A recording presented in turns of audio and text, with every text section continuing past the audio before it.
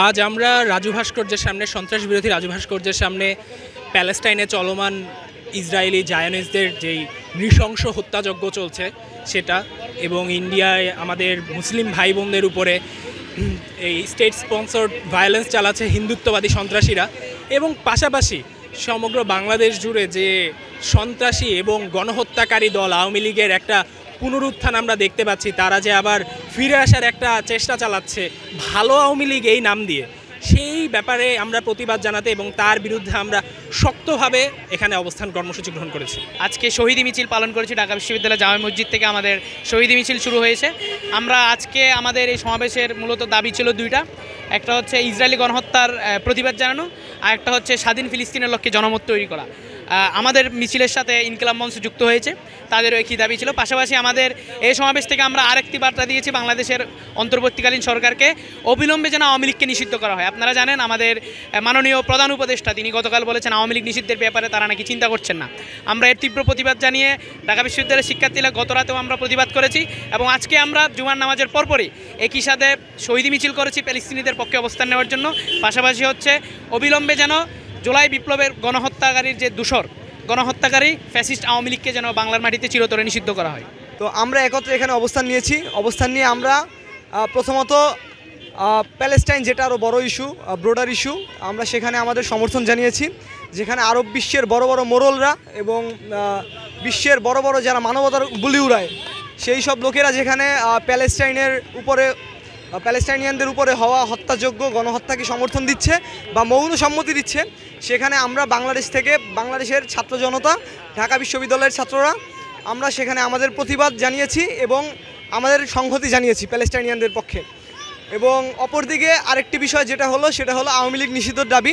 আওয়ামী লীগ নিষিদ্ধর দাবি আমাদের প্রাণের দাবি, কারণ আওয়ামী লীগ হলো গণহত্যাকারী ফ্যাসিস্ট সংগঠন, যেই সংগঠনের বাংলাদেশে রাজনীতি করার আর কোনো অধিকার নাই। তারা 2000 ছাত্র জনতাকে হত্যা করেছে এবং তাদের 15 বছরের রেজিমে অসংখ্য হাজার হাজার জনতা ছাত্রদেরকে বিভিন্নভাবে তাদের উপরে অত্যাচার করেছে, সম্পূর্ণ দেশের মানুষের উপর তারা অত্যাচার করেছে। সো তাদের পুনরায় বাংলাদেশে ব্যাক করার কোনো সুযোগ নেই।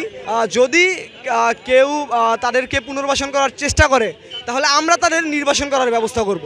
গতকালকে আপনারা সকলেই দেখেছেন যে আমাদের হাসনাত আবদুল্লাহ ভাই একটি বিষয় ক্লিয়ার করেছেন যে এই বাংলাদেশের মধ্যে পুনরায় আবার আওয়ামী লীগকে তারা স্থাপন করতে চায়। আমরা বলতে চাই, স্পষ্ট ভাষায় বলতে চাই যে আওয়ামী লীগ কখনোই আমাদের পক্ষে ছিল না।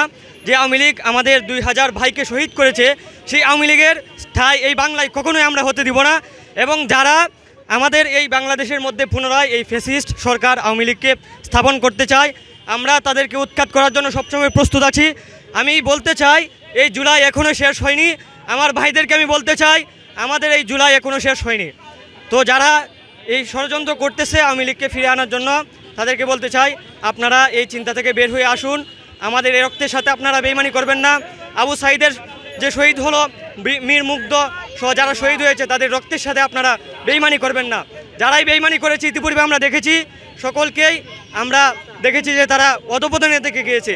তো সেই লক্ষ্যে আপনারা সকলেই সুন্দর একটা বাংলাদেশ বিনির্মাণে কাজ করুন, এবং আমরা যারা ছাত্ররা আছি আমাদের দাবি দাওয়া আপনারা মেনে নিন, এবং আমাদের যে প্রত্যাশা যে সুন্দর একটি বাংলাদেশ আমরা গড়ব এবং সুন্দর সমৃদ্ধময় একটা বাংলাদেশ আমরা বিনির্মাণ করব, সেই লক্ষ্যে আপনারা সকলেই কাজ করুন।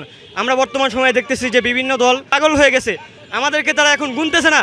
যারা রাস্তায় না নামলে সেই ফ্যাসিস্ট সরকার যারা 15 বছর শোষণ করেছে, আমাদেরকে লাঞ্ছিত বঞ্চিত করেছে, তারা যেই রূপ ধারণ করেছিল আমরা দেখতে পাচ্ছি এখন কিছু সংখ্যক লোক সেই রূপ ধারণ করার চেষ্টা করতেছে।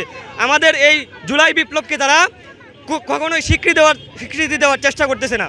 তো আমরা বলতে চাই আপনারা সেই চিন্তা থেকে বের হয়ে আসুন, এবং আমাদের এই ছাত্ররা যে জুলাই বিপ্লব ঘটিয়েছে সেটা আপনারা মানতে স্বীকার করুন, সেটা আপনারা বুকে ধারণ করতে স্বীকার করুন, নয়তোবা এই দেশ আরও বিপর্যয়ের দিকে যাবে।